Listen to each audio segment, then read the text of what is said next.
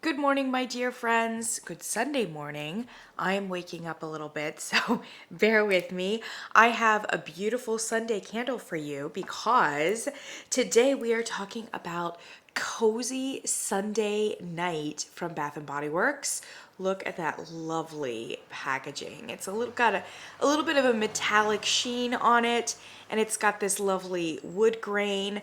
A lot of people didn't like this wood grain. I'm not really sure why, but everybody has their different preferences. You don't have to explain why you like or dislike something. But I actually thought these were really nice. I do gravitate toward more of a neutral and perhaps textured design rather than graphics. And sometimes the graphics can be nice, but I tend to like more neutral, and it has to do with my own aesthetic taste, but also like the way my house is decorated, etc., etc. So I already kind of liked these, and this was one of the ones that was most stunning looking. The Marshmallow Fireside one was also very nice. It was just kind of like a taupe color. There was that neon green one that I think they did for autumn or leaves or something like that. So some of them kind of were garish colors, and I get that, and not particularly natural, but this one was, and I just thought it was so stunning. Also, it looks beautiful being burned because it's like lit from within. So here's what it looks like actually when it's burned. I couldn't help but like take a picture of it. Look how it is glowing, how it's filtering through that wood grain just in such a gorgeous way. I mean, that looks like a bonfire. That looks like a fireside. It's stunning. I think it's stunning, but also kind of like subdued and classy at the same time. I liked it. I'll still say I liked it. So yeah, Cozy Sunday Night. It's got this like brushed lid right here, and I burn this all the way down to the wick clips. Really minimal discoloration and sooting for a Bath and Body Works candle, which was impressive.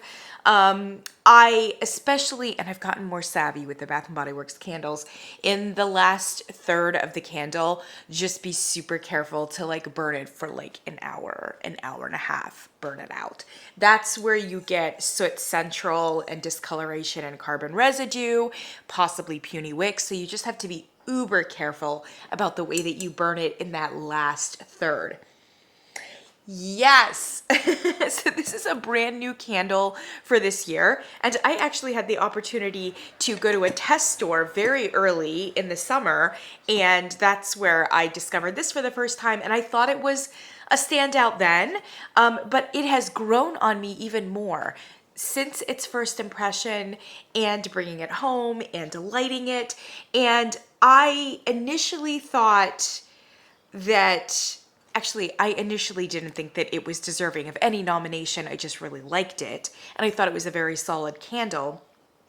And then once I started burning it, I thought I could make this an honorable mention. I don't know that it's a best new candle for 2023, but I think it's at least an honorable mention. And if you're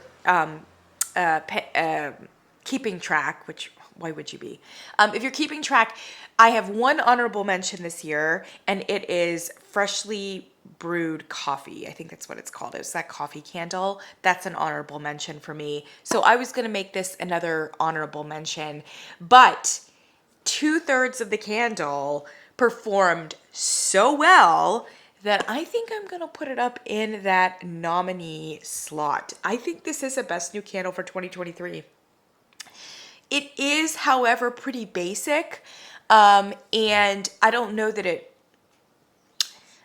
goes outside of the box or like gives us anything innovative or crazy or whatever else. But it's a good basic, and it might be a little bit better than basic. It performed really well, and I think especially in the catalog for this year, it really fits a good hole that otherwise would kind of be there. So I like it. I'd like to see it come back. I was really heartened to see that Kent from Candle Channel really likes it too. So I think that that's a really, really good sign, because he's a big Bath and Body Works person and his tastes run a little bit differently than mine do. He's much more of a gourmand person. So I was really grateful to see that he really, really loved it too and probably wants it to come back, which makes me think that it is like mainline enough that hopefully we are going to see it kind of keep coming around. It's no pumpkin bonfire, but it's a good candle. So let's talk about it. The notes on the bottom are warm cinnamon, crystallized ginger, and vanilla bean, which is not helpful because actually these notes don't really adequately represent what it is that you're smelling. I said that from the very beginning when I hauled it. And I also told you that this candle, I talked to the test store employee and kind of got the scoop on it. So this candle, up until pretty much the last minute, was actually going to be called cinnamon and ginger, if you can believe it. The name of this candle was just very like ho-hum, cinnamon and ginger. And then right kind of at the last minute, in fact, on their planogram, which is their like map basically for how they display candles in a floor set, this candle was identified as cinnamon and ginger. And obviously the notes are cinnamon, ginger, and vanilla. So it was supposed to be called that. Last minute, they changed it to Cozy Sunday Night, which I love because it makes it a little bit more conceptual. Also, I love the concept of a cozy Sunday night, a cozy weekend night. It's perfect. And I think that it invokes something a little bit more like a hearthside kind of feel, which I think is really appropriate. And also, while there may be cinnamon, there's certainly cinnamon in here. While there may be ginger and cinnamon in here, you wouldn't necessarily call out ginger. And I don't think that calling it a cinnamon ginger candle really gets at what this candle is. So what this candle actually is yes, a very strong, like traditional pumpkin spice. Cinnamon and ginger doesn't necessarily capture what pumpkin spice is for us, but you know the usual suspects. Clove, nutmeg, cinnamon, yes, ginger, you know, all those kinds of things. Like a really strong pumpkin spice. And there's a very roasted dimension to this. So it really does, even though you're probably not getting a whole lot of squash notes, you're definitely getting a strong traditional pumpkin spice. But wait, there's more. The two elements here that I think actually are the standouts is number one, not just a roasty element, but I would say a like graham element. So as in graham crackers, it's a kind of a caramelized, toasted, I want to say grain, but that's not quite right. It's not a grain like in a savory way. It's like a crust note a little bit.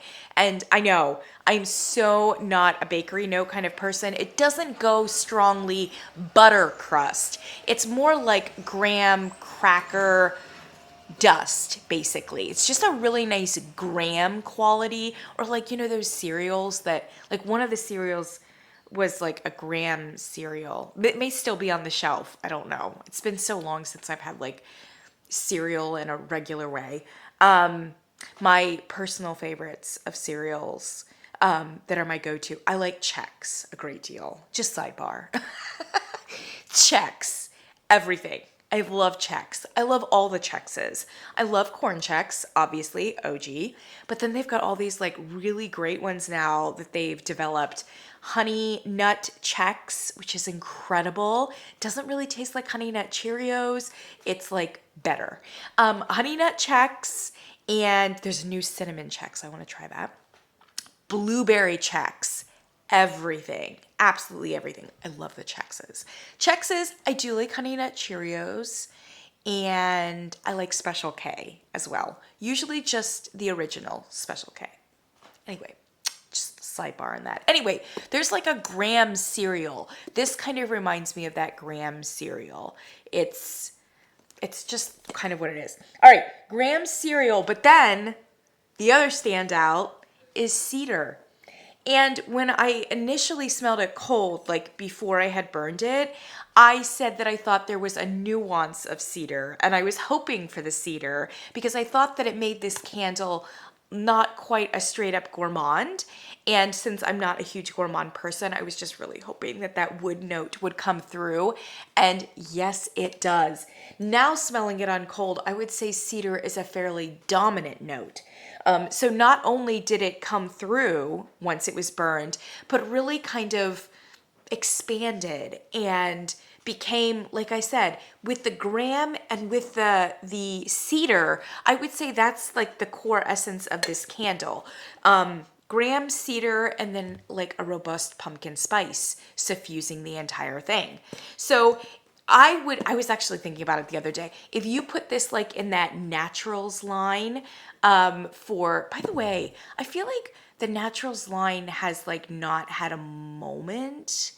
Like late summer, they came out with the naturals ones, and it actually had, remember the salted amber and vetiver candle in it, which was still like a little bit late summer for me. Great candle. That's one of the best candle nominees. And then there were some like fall ones in there. So one of them was the apple and charcoal, which I haven't burned yet. And we're almost past apple season at this point, but I need to fire that one up for sure. So there were some like early fall candles, but have we had like another naturals wave of like deep fall candles? We need to have one of those. Anyway, close parentheses. I thought if it came out in the naturals line, they could call it like cedar and graham, for instance, or like cedar and spice or something like that, because I really do think that cedar is that prominent of a note. And it also has this amazing like toasted graham cracker pumpkin spice kind of depth as well.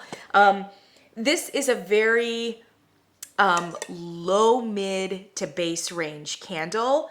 There are not high notes in it necessarily. The spice for the most part stays in that mid range, which is what is making me think that it doesn't have a ton of ginger in it, because if it was ginger, and especially if it was crystallized ginger, as they say, it would kind of sit up a little bit higher and go more toward that like upper range, or at least upper mid range, and I'm not sensing a whole lot of that. So it doesn't have any more ginger in it than like a traditional pumpkin spice mixture would. So I would say the candle sits low performance, strength and throw. So the first third of it, I was disappointed because to me it came in at like a 5 or a 6. And I just thought to myself, as lovely as this fragrance is, first of all, it's not a best candle nominee because it's not even performing. Second of all, like, I don't think it's gonna come back if it's a 5 or a 6. Like a fragrance like this, especially in that low range, that needs to project. When you get candles up in the higher range, it gets more, let's just say that it's more tricky the louder it gets, because the higher range is what we would more associate with like headache inducing scents, or it goes up there and has a better potential for it being like too overwhelming. But when you have a pretty low and base candle, you can usually project and amplify that quite a bit and not have to worry about it being overwhelming. It just kind of hits you kind of in a lower range. So I was super disappointed because 5 or 6 is not going to cut it. And for me, 5 or 6 may not allow me to even repurchase it. But I am so happy because once it cleared that first third, the second 2/3 of the candle were so bold. All of a sudden it like came alive and started throwing, and it was powerful. So it went from like a 5 to 6 to, I would say, 7 to 8. It was right in that range, and I would say mostly in the 7.5, but there were times where I thought it was an 8. So it was like just really, really fantastic. I'm so sorry. I had somebody call me in the middle of this video and it ruined the video. So I'm back, and I was midline and I was super animated. I was just talking about strength and throw. So fantastic. And from the reviews that I've seen from a lot of other people, I think that it's really projecting for most people in that 7 to 8 range.